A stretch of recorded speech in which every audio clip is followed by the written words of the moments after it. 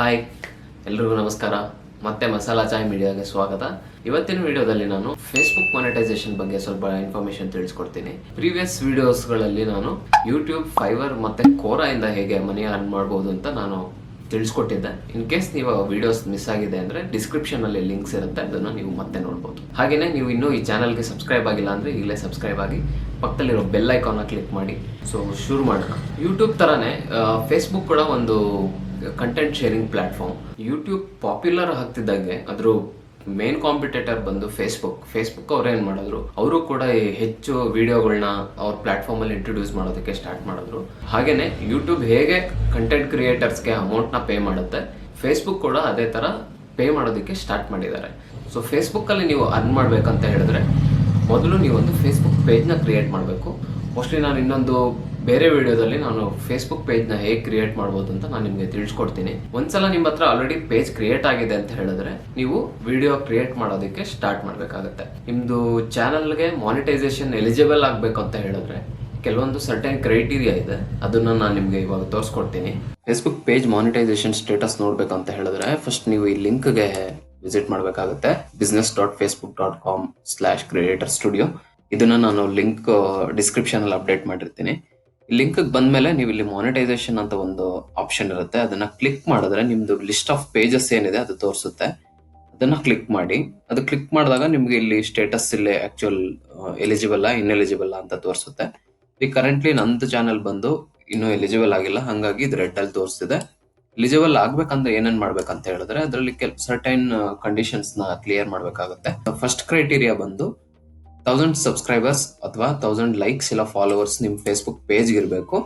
Second condition ಬಂದು ಈ 3 option ಏನಿದೆ ಇದರಲ್ಲಿ ಯಾವ್ದಾದ್ರು ಒಂದು ಕ್ಲಿಯರ್ ಆಗ್ಬೇಕು. ಅದರಲ್ಲಿ ಒಂದೇದೇನಂದ್ರೆ ಎಂಗೇಜ್ಮೆಂಟ್ 15,000 ಪೋಸ್ಟ್ ಎಂಗೇಜ್ಮೆಂಟ್ಸ್ ಇರಬೇಕು, ಅಥವಾ ನಿಮ್ದು ಲಾಸ್ಟ್ 60 ಡೇಸ್ ಅಲ್ಲಿ ಅಟ್ಲೀಸ್ಟ್ 1,80,000 ಮಿನಿಟ್ಸ್ ಅಷ್ಟು ನಿಮ್ದು ವಾಚ್ ವ್ಯೂಸ್ ಆಗಿರ್ಬೇಕು.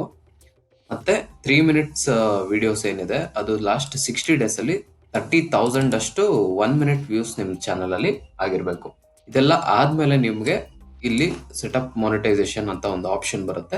ಅದಾದ್ಮೇಲೆ ಫೇಸ್ಬುಕ್ ನಿಮ್ದು ಅಪ್ಲಿಕೇಶನ್ ರಿವ್ಯೂ ಮಾಡಿ ಆಮೇಲೆ ಅಪ್ರೂವ್ ಆಗುತ್ತೆ ನಿಮ್ ಚಾನಲ್. ಇವಾಗ ನಾನು ಹೇಗೆ ಪೋಸ್ಟ್ ನ ಕ್ರಿಯೇಟ್ ಮಾಡೋದು ಅಂತ ತೋರಿಸ್ಕೊಡ್ತೀನಿ. ಅದಕ್ಕೆ ನೀವು ಇಲ್ಲಿ ಕ್ರಿಯೇಟ್ ಪೋಸ್ಟ್ ಅಂತ ಆಪ್ಷನ್ ಐತೆಲ್ಲ ಅಲ್ಲಿ ಹೋಗಿ ಅಪ್ಲೋಡ್ ವಿಡಿಯೋ ಅಂತ ಹೋಗ್ಬೇಕು. ಆಮೇಲೆ ವಿಡಿಯೋ ಸೆಲೆಕ್ಟ್ ಮಾಡಿ ಇಲ್ಲಿ ಟೈಟಲ್ ಡಿಸ್ಕ್ರಿಪ್ಷನ್ ಎಲ್ಲ ಹಾಕ್ಬೇಕಿಲ್ಲಿ.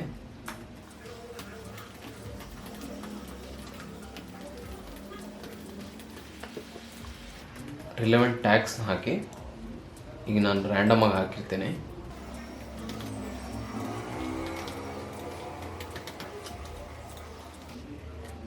ಅದಾದಮೇಲೆ ನೆಕ್ಸ್ಟ್ ಅಂತ ಕೊಡಿ.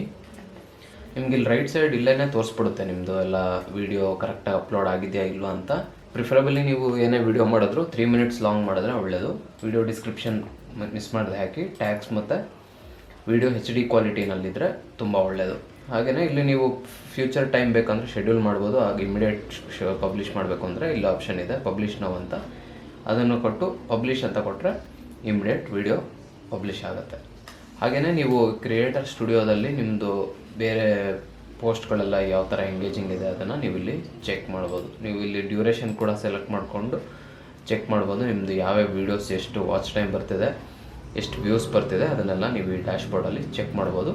ಒಂದ್ಸಲ ಮಾನಿಟೈಸೇಷನ್ ಆನ್ ಆದಮೇಲೆ ಕೂಡ ನೀವು ಅರ್ನಿಂಗ್ಸ್ ಎಲ್ಲ ನೀವು ಇಲ್ಲೇ ಚೆಕ್ ಮಾಡ್ಬೋದು ಇದೇ ಡ್ಯಾಶ್ಬೋರ್ಡಲ್ಲಿ. ಈಗ ಫೇಸ್ಬುಕ್ ಸದ್ಯಕ್ಕೆ ಕನ್ನಡ ವಿಡಿಯೋಗಳಲ್ಲಿ ಆ್ಯಡ್ನ ಡಿಸ್ಪ್ಲೇ ಮಾಡ್ತಿಲ್ಲ, ಹಾಗಾಗಿ ಈ ಕನ್ನಡದವರು ಈ ರೆವಿನ್ಯೂನ ಸ್ವಲ್ಪ ಈ ಮೂಮೆಂಟ್ಗೆ ಪಡ್ಕೊಳಕ್ಕಾಗ್ತಿಲ್ಲ. ನೀವೇನ್ ಮಾಡ್ಬೋದು ಅಂತ ಹೇಳಿದ್ರೆ ಒಳ್ಳೊಳ್ಳೆ ಕಂಟೆಂಟ್ ಮೂಲಕ ನೀವು ಆಡಿಯನ್ಸ್ನ ಬಿಲ್ಡ್ ಮಾಡ್ಕೊಂಡ್ರೆ ಫ್ಯೂಚರಲ್ಲಿ ಯಾವತ್ತಾದ್ರೂ ಒಂದಿನ ಅವರು ಪಕ್ಕಾ ಮಾನಿಟೈಸೇಷನ್ ಎನೇಬಲ್ ಆಗೋ ಚಾನ್ಸಸ್ ಇರುತ್ತೆ. ಹಾಗಾಗಿ ಅರ್ನಿಂಗ್ ಯಾವ ಟೈಮಲ್ಲಿ ಬೇಕಾದ್ರೂ ಸ್ಟಾರ್ಟ್ ಆಗ್ಬೋದು. ಹಾಗಾಗಿ ನೀವೇನ್ ಮಾಡಿ ಅಂತ ಹೇಳಿದ್ರೆ ಆದಷ್ಟು ಸಬ್ಸ್ಕ್ರೈಬರ್ಸ್ ಫಾಲೋವರ್ಸ್ನ ನೀವು ಪೇಜ್ಗೆ ಸ್ಟಾರ್ಟ್ ಮಾಡ್ಕೊಳ್ಳಿ.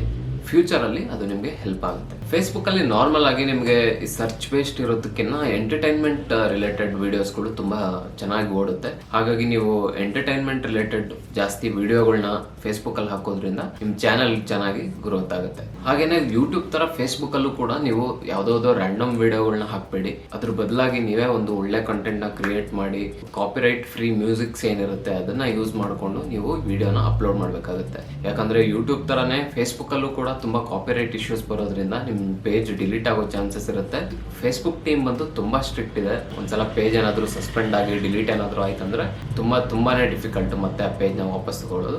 ಹಾಗಾಗಿ ಸಾಧ್ಯವಾದಷ್ಟು ಅನ್ನೋದಕ್ಕಿಂತ ನಿಮ್ದು ಕಂಟೆಂಟ್ ಬಿಟ್ಟು ಬೇರೆ ಯಾವ್ದು ಕಂಟೆಂಟ್ ನ ಪ್ರಿಫರಬಲಿ ನಿಮ್ ಚಾನಲ್ ಅಲ್ಲಿ ಶೇರ್ ಮಾಡಬೇಡಿ.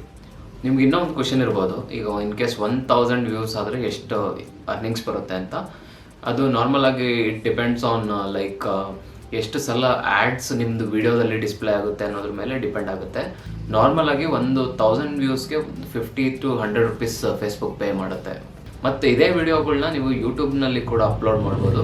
ಹಾಗಾಗಿ ನೀವು ವಿಡಿಯೋ ಪ್ಲಾನ್ ಮಾಡ್ಕೊಳ್ಳುವಾಗ ನೀವು ಬೋತ್ ಫೇಸ್ಬುಕ್ ಮತ್ತು ಯೂಟ್ಯೂಬ್ನಲ್ಲಿ ಎರಡರಲ್ಲೂ ಅಪ್ಲೋಡ್ ಮಾಡೋ ಥರ ಪ್ಲಾನ್ ಮಾಡ್ಕೊಳ್ಳಿ.